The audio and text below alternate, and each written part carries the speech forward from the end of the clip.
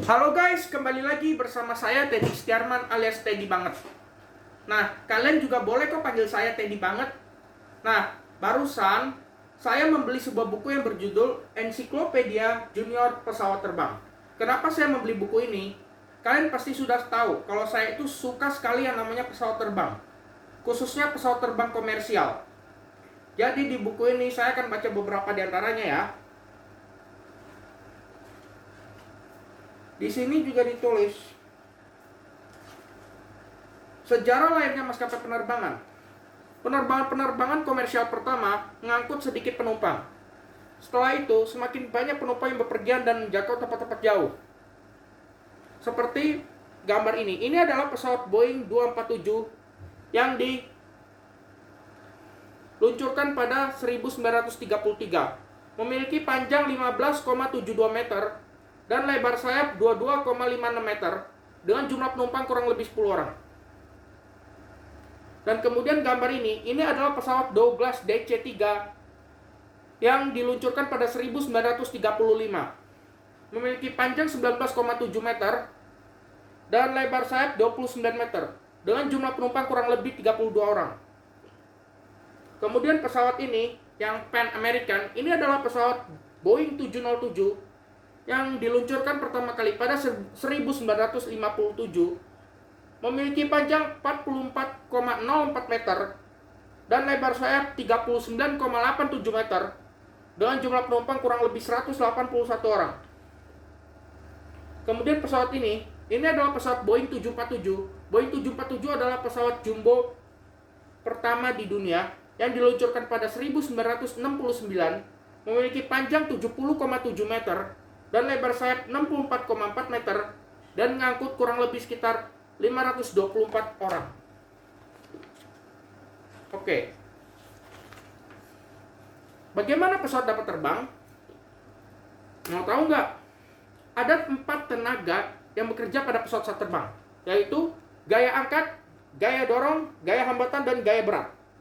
Gaya angkat adalah tenaga yang menarik pesawat ke atas. Ini seperti diangkat. Gaya dorong ini adalah tenaga yang menarik pesawat ke depan. Tenaga ini digerakkan oleh mesin-mesin jet yang mendorong pesawat. Kemudian gaya hambatan, gaya yang melawan gerakan pesawat. Ketika pesawat bergerak maju, tenaga ini mendorong udara yang bertahan. Kemudian gaya berat. Ini adalah tenaga yang digerakkan oleh beban pesawat yang menariknya ke bawah. Ada percobaan, ambillah selembar kertas dan peganglah seperti dicontohkan gambar seperti ini gambarnya. Kemudian tiuplah. Kertas akan terangkat seperti pada sayap-sayap pesawat. Sayap pesawat sedikit berlekuk agar udara yang lewat di atasnya meluncur lebih cepat daripada udara di bawahnya. Perbedaan tersebut menghasilkan efek isap sehingga sayap pesawat akan naik didorong udara. Pesawat pun akan terangkat. Semakin cepat pesawat bergerak, semakin cepat pula udara mengalir dan proses angkat pun semakin kuat. Inilah alasan pesawat harus bergerak cepat. Pesawat zaman dulu atau pesawat kuno naik berkat baling-baling yang digerakkan mesin. Saat ini pesawat terbang dilengkapi dengan mesin motor. Baling-baling yang berputar cepat berfungsi seperti sekrup yang membuat pesawat bergantung di udara. Dan di gambar ini, udara disedot dan dipaksa mengalir ke mesin. Pesawat pun terdorong ke depan. Dan perhatikan sirip ekor tegak ini. Tanpa alat kendali yang terletak di bagian ekor, pesawat akan bergerak ke samping dan tidak bisa lurus. Ini adalah gambar pesawat terbang komersial A380 atau Airbus A380. Pesawat terbang ini memang berbeda dengan Boeing 747. Salah satunya, jika Boeing 747 dek bagian atas hanya berada di bagian depan saja, namun jika A380 dek bagian atas berada di seluruh bagian pesawat baik depan, tengah maupun belakang. Pesawat Airbus A380 adalah pesawat penumpang terbesar di dunia. Pesawat ini dapat menjangkau kurang lebih 15.700 km tanpa henti dengan kecepatan 1.020 km per jam. Ini adalah mesin jet dari pesawat A380. Mesin ini masing-masing memiliki kekuatan yang sama dengan kekuatan 2.500 mobil. Ruangan yang berada di depan pesawat ini adalah ruangan kokpit. Ruangan kokpit adalah ruangan tempat pilot dan kopilot bekerja. Dan yang di moncong pesawat itu ada radar cuaca. Alat ini ada di ujung hidung pesawat. Untuk alat ini melindungi radar dan antenanya. Kemudian ada roda pesawat A380 itu mempunyai 2 roda depan dan 20 roda di bagian tengah. Jadi, berat pesawat A380 itu sekitar 562 ton. Jadi guys, di bagian dalam pesawat A380 itu tentu saja ada kokpit. Gak cuma di A380 aja, di semua pesawat pasti ada kokpit. Pesawat A380 itu dapat mengangkut 400-850 penumpang beserta awak pesawat. Kokpit adalah tempat pilot bekerja. Pada layar terpampang informasi yang dibutuhkan para pilot, seperti cuaca atau posisi pesawat yang berfungsi sebagai pedoman. Lalu, para penumpang duduk sesuai tiket yang mereka beli, di kelas ekonomi, kelas bisnis, atau layanan kelas 1 atau first class. Kelas yang disebutkan terakhir atau kelas 1 itu adalah yang ternyaman dan terluas, kursinya tentunya yang paling mahal. Jadi begini guys, bagian dalam pesawat A380 itu seperti apa? Kalau di buku, nah seperti ini.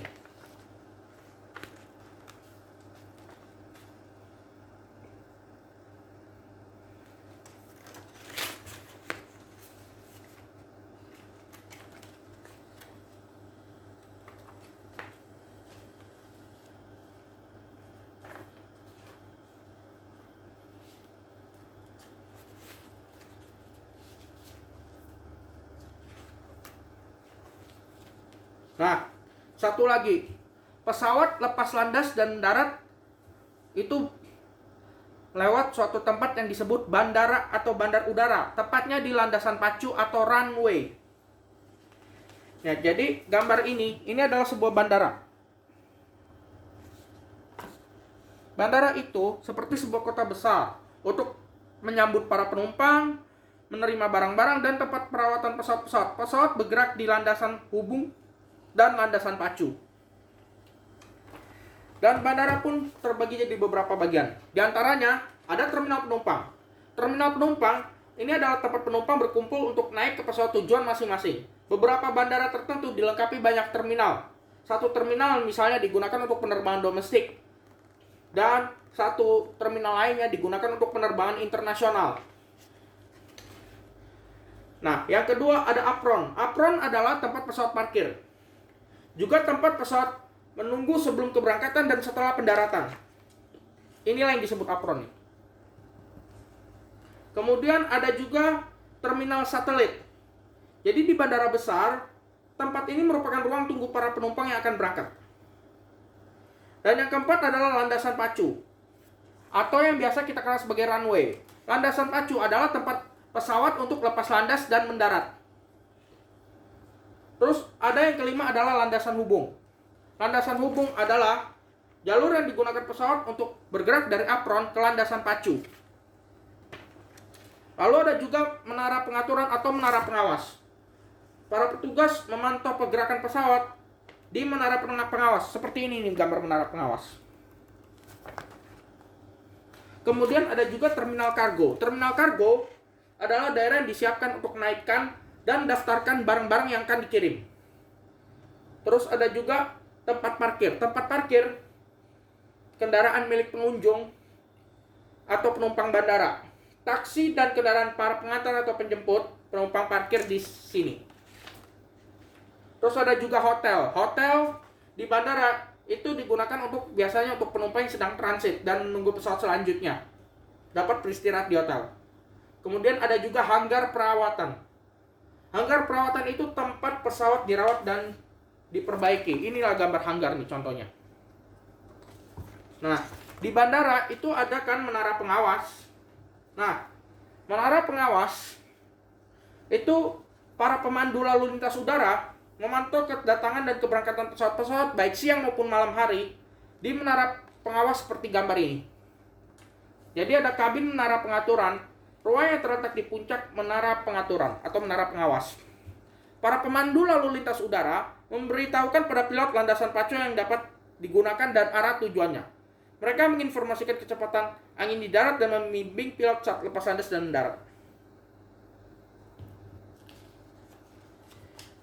Jadi, kalau lagi terbang di angkasa, seorang pemandu lalu lintas akan membimbing pilot bergerak menjauh dari bandara. Pesawat-pesawat terbang lainnya tidak boleh mengikuti jalur yang sama dengan pesawat tersebut. Jadi, secara vertikal, jarak antara dua pesawat harus 300 meter, tidak boleh kurang. Jika peraturan ini tidak dilaksanakan, biasanya petugas pemandu lalu lintas udara akan menghubungi pilot pesawat tersebut dan meminta mereka untuk mengubah jalur terbangnya. Pesawat-pesawat lainnya menunggu giliran terbang di landasan hubung. Mereka menunggu izin dari pemandu lalu lintas udara sebelum bergerak ke landasan pacu. Berdasarkan berat dan panjang pesawat, perhitungan menunggu jarak terbang adalah 1-3 menit di antara pesawat-pesawat yang mengudara. Mengapa ada lampu-lampu di landasan pacu? Pancaran lampu memberikan kejelasan pandangan pada pilot-pilot untuk lepas landas dan mendarat. Sinar lampu dibutuhkan saat malam hari dan ketika jarak pandangan tidak jelas. Seperti inilah sinar lampu di landasan pacu atau runway. Para pilot dapat mengenali kode dari warna-warni dan sorotan lampu yang menandakan batas landasan pacu, jalur pendaratan, landasan hubung, akhir dari landasan pacu, dan lainnya. Lampu-lampu ini harus ada. Dengan bantuan lampu-lampu ini, pilot dapat mendaratkan pesawat di jalur yang benar dan lalu lintas tetap teratur. Lampu-lampu ini pun selalu dipantau. Pesawat juga memiliki lampu di ujung sayapnya. Lampu hijau di ujung sayap kanan, lampu merah di ujung sayap kiri.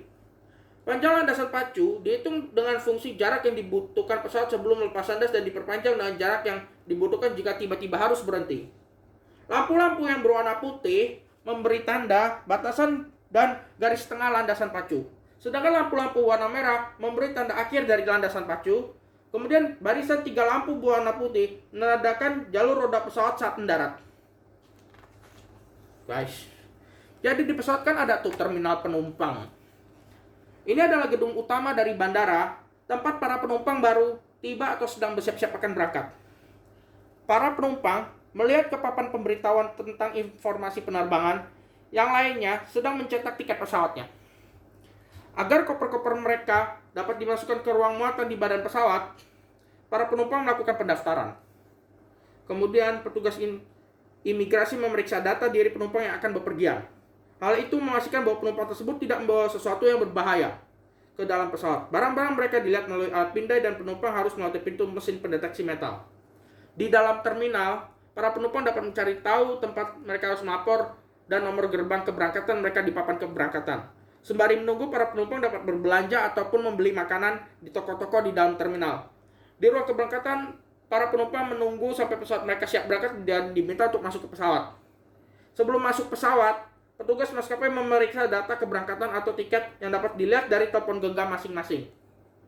Untuk mencapai pesawat, para penumpang dapat berjalan melalui jembatan yang disebut Garbarata atau bisa melewati sebuah bus yang akan mengantarkan mereka sampai di dasar tangga pesawat. 2 jam sebelum keberangkatan, pilot dan co-pilot akan berdiskusi. Cara membedakan pilot atau co-pilot, kita bisa lihat dari jumlah garis yang ada di atas bahu mereka. Kalau garisnya 4, itu artinya pilot, dan kalau garisnya 3, itu artinya co-pilot. Jadi ini pilot utama harus bertanggung jawab terhadap pesawat penerbangan serta keamanan kru dan penumpang. Pilot utama memiliki 4 garis berwarna emas di bahu atas kemejanya, sedangkan co-pilot memiliki 3 garis. Keduanya bergantian mengendalikan pesawat. Saat yang satu bertugas, yang lain tetap waspada dengan mengamati monitor untuk membantu rekannya. Selain pilot, ada juga yang disebut kru pesawat terbang atau yang kita sebut pramugari atau pramugara. Pramugari untuk cewek dan pramugara untuk cowok. Awak kabin biasanya mempunyai seragam elegan yang menjadi pilihan maskapai penerbangan. Kepala awak kabin bertanggung jawab terhadap keamanan para penumpang.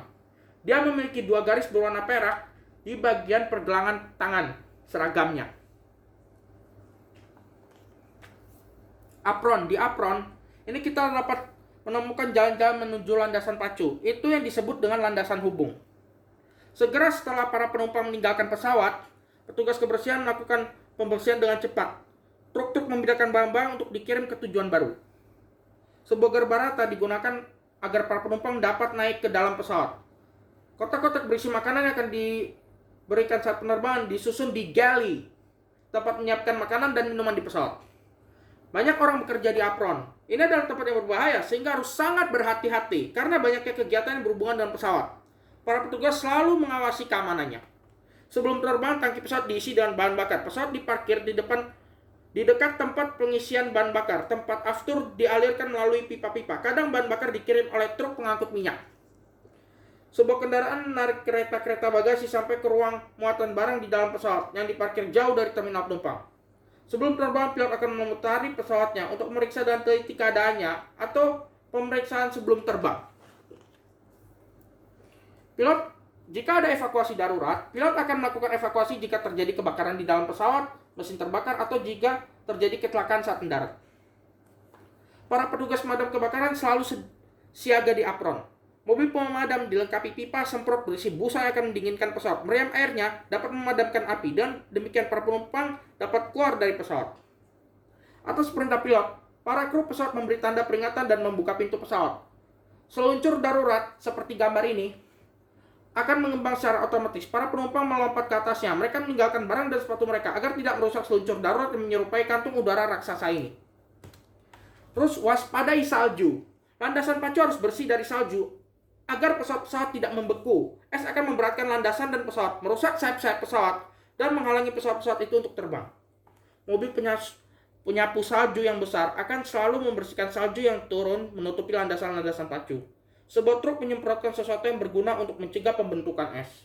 Bahan pencair es juga disemprotkan ke pesawat. Dalam beberapa menit, es akan mencair. Kemudian disemprot cairan yang akan mencegah es membeku kembali. Jendela dipanaskan dan dialiri udara. Keberangkatan pesawat. Di menara pengaturan, pemandu lalu lintas akan mengarahkan pilot ke landasan pacu yang harus dituju. Pemandu lalu lintas udara memberi wewenang pesawat untuk bergerak dan maju. Pesawat tidak dapat bergerak mundur. Oleh karena itu, pesawat harus didorong atau pushback. Sebuah kendaraan ditempatkan di bawah hidung pesawat dan dikaitkan ke roda depan pesawat. Petugas landasan pacu akan membimbing pilot melalui radio komunikasi. Ketika pesawat sampai di ujung landasan hubung, petugas akan melepas kaitan dari roda pesawat. Maksudnya melepas kaitan dari roda pesawat. Saat pushback, pilot akan menyalakan mesin pesawatnya. Setelah pushback, saat pesawat bergerak untuk mencapai landasan pacu, pesawat bergerak maju di landasan hubung. Landasan pacu dan landasan hubung selalu diperiksa dan dibersihkan para petugas. Ada petugas yang bertanggung jawab untuk mengusir burung-burung yang dapat tersedot ke dalam mesin jet dan merusak pesawat. Terus ada juga truk pembersih landasan pacu, menyedot pasir, kerikil-kerikil, dan lainnya yang dapat merusak pesawat. Pesawat pun meninggalkan titik henti di landasan hubung saat pemandu lalu lintas udara memberinya izin untuk bergerak ke landasan pacu. Saatnya mengudara. Jadi, untuk lepas landas, sebuah pesawat A380 memerlukan landasan pacu sepanjang 3 km atau 3.000 meter. Kecepatannya di atas landasan pacu tergolong pada beratnya saat mengudara. Pilot akan menyalakan lampu. Jika ada masalah terdeteksi saat pesawat sedang melaju di landasan pacu, dia masih dapat menghentikan pesawatnya dengan syarat pesawat tetap berada di landasan pacu. Jika tidak, pilot diizinkan untuk lepas landas dan terbang setengah putaran untuk kembali mendarat. Pilot meningkatkan kecepatan dengan cepat yang akan menambah kekuatan mesin-mesinnya. Jika lepas landas melawan angin, pesawat akan mudah terangkat sehingga tidak memerlukan banyak kekuatan. Kecepatan rata-rata pesawat penerbangan komersial yaitu 260 sampai 280 km per jam. Pilot kemudian mengangkat ban pendaratan sehingga mempercepat lepas landas. Pilot akan memeriksa ketinggian pesawat di layar monitor. Setelah cukup tinggi, spoiler di sayap pesawat dikembalikan ke posisi semula. Jadi saat di udara, berdasarkan lamanya penerbangan dan kebijakan maskapai penerbangan, layanan-layanan diberikan kepada para penumpang, minuman, makanan, film, dan lain-lain. Jika tidak ada awan, kita dapat mengagumi daratan yang dilihat dari langit, dan di atas awan selalu indah. Di penerbangan jarak jauh, para awak kabin memberikan koran, selimut, atau earphone pada penumpang. Layanan berupa makanan dan minuman ringan disajikan dalam penerbangan jarak pendek. Jika jarak jauh, makanan lengkap yang disajikan. Tergantung maskapai penerbangan dan jenis pesawatnya, layar-layar yang terletak di punggung kursi dapat memutar film-film dan permainan video. Kecepatan yang nyaman dan hemat bahan bakar terdapat di ketinggian kira-kira 12.000 meter. pesawat bergerak kira-kira 1000 km per jam, yaitu ketika suhu udara di luar min 55 derajat. Setiap saat kita dapat melihat informasi perjalanan pesawat, ketinggiannya, kecepatannya, dan waktu tiba. Jika penumpang bermalam di pesawat, awak kabin akan membagikan bantal, selimut, dan penutup mata. Para penumpang juga dapat membeli barang-barang saat penerbangan, minyak wangi, jam tangan, atau mainan anak-anak. Di ketinggian yang pas, kendali otomatis dinyalakan. Saat dibutuhkan, para pilot kembali menjalankan tugas mereka. Jangan panik. Kadang, pesawat akan melewati turbulensi. Pergerakan angin kuat dapat menyebabkan embusan tak beraturan seperti ketika kita meniup lilin. Di dalam pesawat kita harus menenangkan diri. Pilot akan mengumumkan bahwa pesawat akan melewati daerah dengan turbulensi dan penumpang diwajibkan menggunakan sabuk pengaman. Jika ada hujan badai, pesawat dapat terkena petir. Para penumpang akan merasa terkejut, tetapi pesawat akan melindungi mereka. Jika salah satu mesin jet rusak, pesawat masih dapat meneruskan penerbangannya hanya dengan satu mesin. Saat mendekati tujuan dan akan mendarat, kendali otomatis akan dimatikan dan pilot mengambil alih kembali penerbangan saat pesawat akan mendekati tujuan. Pesawat akan diturunkan sampai ketinggian 3000 meter. Karena berat dan cepat, pesawat melambat pelan-pelan saat mendekati landasan pacu untuk mempermudah pendaratan. Saat turun, tekanan udara di dalam pesawat meningkat. Kadang kita dapat merasakan sakit di telinga. Untuk memperlambat kecepatan pesawat, pilot mengontrol keluarnya rem udara dan satu bagian sayap. Saat penurunan akhir di bawah 800 meter, roda-roda pendaratan keluar juga semua sayap pesawat. Pendaratan. Saat pendaratan, semua penumpang dan awak kabin harus duduk dan memasang sabuk pengamannya masing-masing. Landasan pacu untuk mendarat sangatlah panjang, kira-kira 2.500 meter, agar badan pesawat yang besar ini dapat direntangkan. Para pilot berhubungan dengan petugas menara pengaturan untuk mengetahui landasan pacu yang kosong. Roda-roda utama pendaratan sudah keluar, roda-roda depan sudah menyentuh tanah, pesawat bergerak semakin lambat sampai akhir landasan pacu dan bergerak menuju landasan hubung. Jika ada kabut tebal, bandara tertentu dilengkapi oleh perangkat listrik yang mampu membimbing pesawat-pesawat menuju landasan pacu. Jika jarak pandang tidak bagus, pendaratan sering dilakukan dengan menggunakan kendali otomatis. Informasi dikirim dari darat untuk membimbing pesawat yang secara otomatis berada di akhir landasan pacu. Ketika pilot bekerja, informasi itu membantunya. Kemudian pesawat bergerak di landasan hubung sampai ke apron. Petugas di landasan pacu membimbing pilot dalam proses ini. Sekian informasi dari saya. Jangan lupa untuk like, comment, share, dan subscribe channel YouTube saya. Terima kasih.